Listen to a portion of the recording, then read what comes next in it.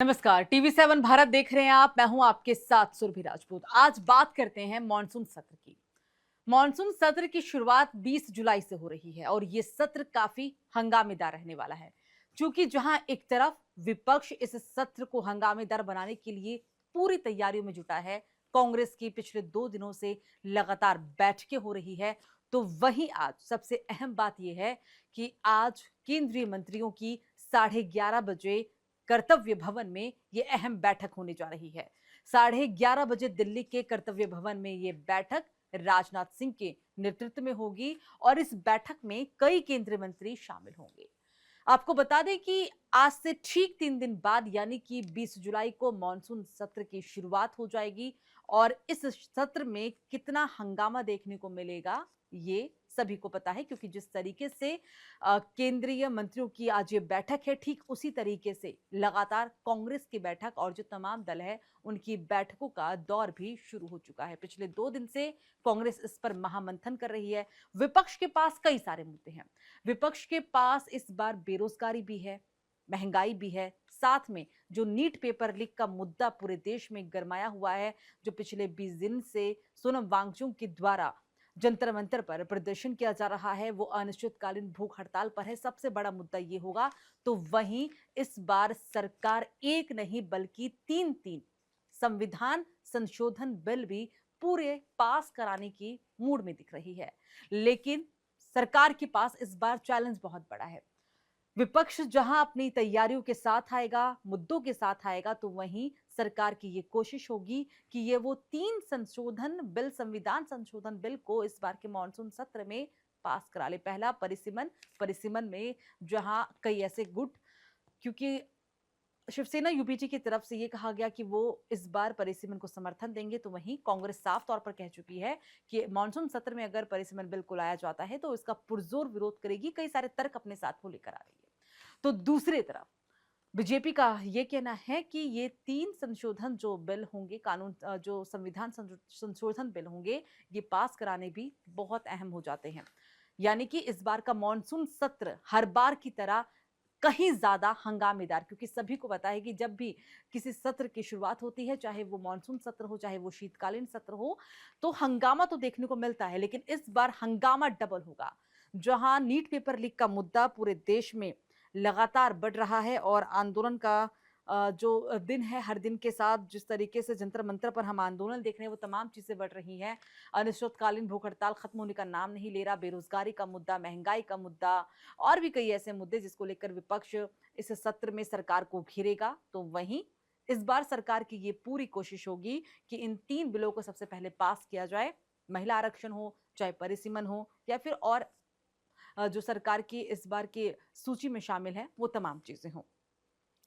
दरअसल मॉनसून सत्र में विपक्ष क्या क्या तैयारियों के साथ इस बार आने वाला है और कांग्रेस क्या चाहती है, ये बहुत बड़ा सवाल है। क्योंकि कांग्रेस, ऐसा लग रहा है कि जिस तरीके से हम देख रहे हैं कि पिछले 2 दिनों से, जब से राहुल गांधी अपने 3 हफ्तों के विदेश दौरे के बाद लौटे हैं, एक के बाद उनके बैठकों का दौर शुरू हो चुका है। और आज की ये बैठक जो है, हालांकि केंद्रीय मंत्रियों की तरफ से होगी इस बार, यानी कि बैठकों का जवाब देने के लिए और रणनीति बनाने के लिए सरकार भी पीछे नहीं हट रही। केंद्रीय मंत्रियों की ये बैठक कई मायनों में अहम है, क्योंकि इसका नेतृत्व जो है वो रक्षा मंत्री राजनाथ सिंह करेंगे और इसमें कई केंद्रीय मंत्री शामिल होंगे। 11:30 बजे इस बैठक की शुरुआत हो जाएगी। बैठक कब तक चलेगी, खैर वो तो देखने वाली बात होगी, लेकिन बैठक हर मायने में काफी अहम है।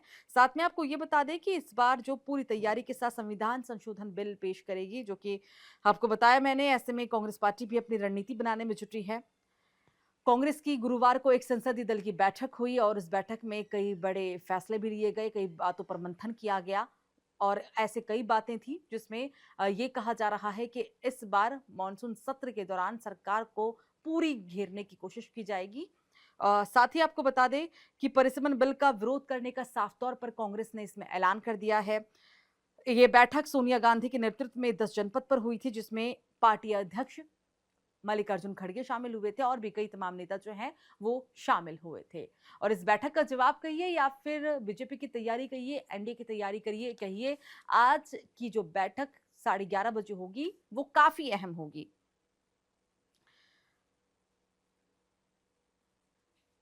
आपको बता दें कि मॉनसून सत्र जो है वो हमेशा की तरह इस बार काफी खास होगा और काफी हंगामेदार भी होगा। कई सारे बिल, अ, संविधान संशोधन की बातें, संविधान संशोधन को पास कराने की पूरी कोशिश, तो दूसरी तरफ और भी कई दल काफी हंगामा करेंगे, जाहिर सी बात है। साथ में इस बार का मॉनसून सत्र और भी इसलिए अहम हो जाता है क्योंकि अगली साल यानी 2027 में पिछले अगले अगले साल 2027 में 7 राज्यों के चुनाव हैं। 7 राज्यों के चुनाव के नजरिए से भी देखें तो ये मॉनसून सत्र जो सरकार अपनी तैयारियों के साथ आ रही है, जिन बिल को पास कराने की कोशिश में आ रही है, क्या वो पास करा पाएगी? महिला आरक्षण हो या परिसीमन हो या और भी चीजें हो, क्या उसको पास करा पाएगी? ये भी एक बहुत अहम सवाल यहाँ पर उठ रहा है। साथ में आपको बता दें कि इस सत्र को लेकर तैयारियां जोरों शोरों से चल रही है। विपक्ष की भी तैयारी अपने पुरजोर तरीके से है, अंतिम चरण में अपनी तैयारियों को पहुंचा रहा है। तो वहीं सरकार की तरफ से भी, एनडीए की तरफ से भी इस सत्र को पूरा करने के लिए और विपक्ष अगर हंगामा करता है तो उसको किस तरीके से रोका जाए, इन तमाम रणनीतियों पर चर्चा हो रही है। और आज जो बैठक होनी है 11:30 बजे कर्तव्य भवन में, वो इसी संदर्भ में है। ये ऐसा कहा जा रहा है। इस बैठक में कौन कौन शामिल होंगे, कौन कौन से केंद्रीय मंत्री होंगे, अभी इसका नाम सामने नहीं आया, लेकिन 11:30 बजे का समय, 11:30 का समय आज तय की गई है। और बैठक कितनी देर तक चलेगी, बैठक के बाद क्या कुछ कहा जाएगा, प्रेस कॉन्फ्रेंस के दौरान क्या क्या चीजें कही जाएंगी, वो तो खैर थोड़ी देर में साफ हो जाएगा, कुछ ही घंटों में पता चल जाएगा। लेकिन मॉनसून सत्र इस वक्त इसको लेकर बहुत सारी चीजें सामने आ रही है, बहुत सारी जो तैयारियां हैं वो जोरों शोरों से हम देख ही रहे हैं।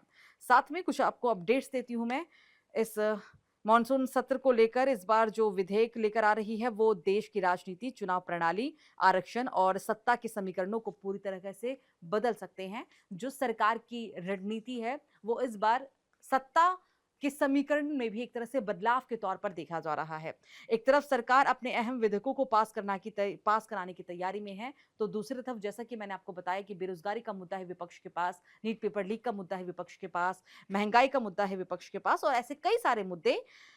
और संसदीय अंकगणित में ऐसे बदलाव होंगे शायद जो कहीं ना कहीं विपक्ष की कमर को तोड़ेगा, ऐसी पूरी उम्मीद है। अगर विपक्ष अपने इन मुद्दों के साथ संसद में आएगी, मॉनसून सत्र में हिस्सा लेगी, तो जाहिर सी बात है कि सरकार भी चुप नहीं रहेगी। सरकार के पास भी कई ऐसे तर्क होंगे और सरकार भी अपनी तैयारियों के साथ ही इस सत्र में प्रवेश करेगी। ये सत्र कितना हंगामेदार होगा और हर साल के साथ इस बार का सत्र कितना महत्वपूर्ण है, आप इस बात का भी अंदाजा लगा सकते हैं। क्योंकि एक तो 2027 का 7 राज्यों का चुनाव और दूसरी ओर मौजूदा समय में जो देश के हालात बने हुए हैं, जाहिर सी बात है कि सोनम वांगचुक जो जंतर मंतर पे अनिश्चितकालीन धरना प्रदर्शन पर बैठे हुए हैं, ये एक बहुत बड़ा मुद्दा बनेगा।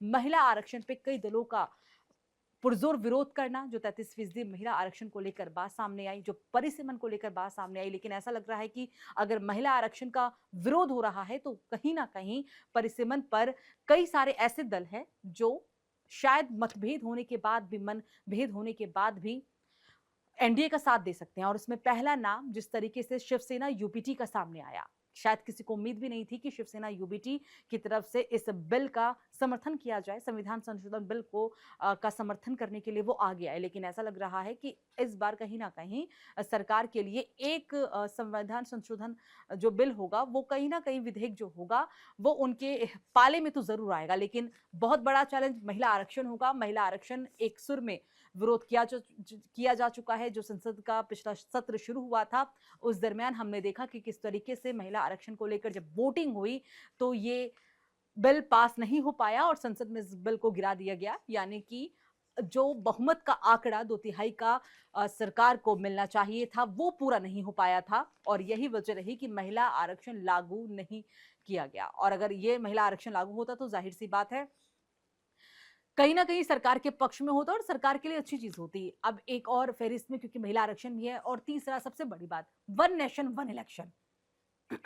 एक साथ पूरे देश में चुनाव कराना सरकार की मंशा है। विधेयक भी लाए गए, लेकिन इस विधेयक को लेकर जो टीम का गठन किया गया, तमाम चीजें देखने को मिली, वो हो रहा है। तो दूसरी तरफ पूरा विपक्ष एक सुर में ही बोल रहा है कि वन नेशन वन इलेक्शन इसको लागू नहीं किया जा सकता। कई सारे तर्कों के साथ देश में अगर एक साथ चुनाव होंगे तो सुरक्षा व्यवस्था को देखते हुए, तैयारियों को देखते हुए, क्योंकि हम देखते हैं कि जब किसी हिंदी भाषी राज्य में चुनाव सीटें सबसे ज़्यादा होती है तो वहाँ पे किस तरीके का माहौल बनता है। तो विपक्ष का यही कहना है कि अगर ऐसे राज्यों में चुनाव के दरमियान अराजकता फैलती है, तमाम चीजें होती है, तो आखिरकार वन नेशन वन इलेक्शन पास करने से, यानी एक साथ लोकसभा और विधानसभा चुनाव कराने का जो उनका मंशा है, जो उनकी इरादा है, वो कैसे पूरी हो सकती है, तैयारियां कैसे होगी, और तमाम स्तर पर जो बिंदु है वो कहीं ना कहीं सरकार उस पर खरी नहीं उतरेगी। अपने अपने तर्कों के साथ सरकार भी और विपक्ष भी आमने सामने इस संसद के मानसून सत्र में आ सकते हैं। कई ऐसे बड़े मुद्दे, यानी मानसून सत्र को कितना हंगामेदार होगा, इस बात का अंदाजा आप यहां से ही लगा सकते हैं। ये सत्र हर महीने में अहम होगा, इसकी शुरुआत होगी, लेकिन जो मानसून सत्र का समय अवधि होगी, क्या वो सत्र पूरा हो पाएगा? क्या हर बार जैसा हम देखते हैं कि हंगामे की वजह से सदन को स्थगित किया जाता है हर 2 घंटे में, हर 3 घंटे में, और कभी-कभार तो ऐसा भी होता है कि अनिश्चितकालीन के लिए ही सदन को स्थगित करना पड़ता है। ऐसा ना हो, ये पूरी कोशिश रहेगी सरकार की, इस हंगामे से बचा जाए, विपक्ष को कन्विंस किया जाए और उनके मुद्दों को कहीं न कहीं जो वो तैयारियों के साथ इस सत्र में हिस्सा लेंगे, इस सत्र में भाग लेंगे, उसको लेकर भी सरकार उसको जवाब देने के लिए भी हर पुरज़ोर कोशिश के साथ ही आएगी और उनका यही फ़ोकस होगा कि जो जो संविधान संशोधन 3 विधेयक है, चैलेंज क्योंकि बड़ा है, आपको मैंने पहले ही बताया कि एक नहीं 3-3 संविधान संशोधन विधेयक होंगे, जिसे पास कराना सरकार के लिए एक बहुत बड़ा चैलेंज होगा। और उससे बड़ा भी चैलेंज कि परिसीमन पर सहमति नहीं बनती दिख रही। जो 2/3 का बहुमत का आंकड़ा है, वो कहीं से कहीं तक भी 360 की यहाँ पर जरूरत पड़ेगी। अगर परिसीमन की अगर हम बात कर ले तो 360 का जो बहुमत का आंकड़ा होगा वो तय किया गया है। तो ऐसे में एक बहुत बड़ा चैलेंज तो सरकार के लिए परिसीमन होगा ही होगा, महिला आरक्षण भी होगा और वन नेशन वन इलेक्शन भी होगा। कई सारे मुद्दों के साथ सदन में सरकार, अब देखने वाली बात यहाँ पर ये होगी कि जो 4 दिन के बाद, आज से ठीक 3 दिन बाद, यानी चौथे दिन मानसून सत्र की जब शुरुआत होती है, तो शुरुआत के दिनों में और जो सरकार जिन तैयारियों के साथ सामने आएगी, उन तैयारियों पर वो कितना खरा उतर पाएगी और क्या इस बार का मानसून सत्र सत्ता के पक्ष में ही होगा और सत्ता के लिए ही अच्छा होगा, या फिर विपक्ष के हंगामेदार की वजह से कहानी कुछ और मोड़ लेगी। फिलहाल के लिए मेरे साथ इतना ही। TV7 भारत पर आप देखते रहिए देश और दुनिया की तमाम बड़ी खबरों को जानने के लिए TV7 भारत। नमस्कार।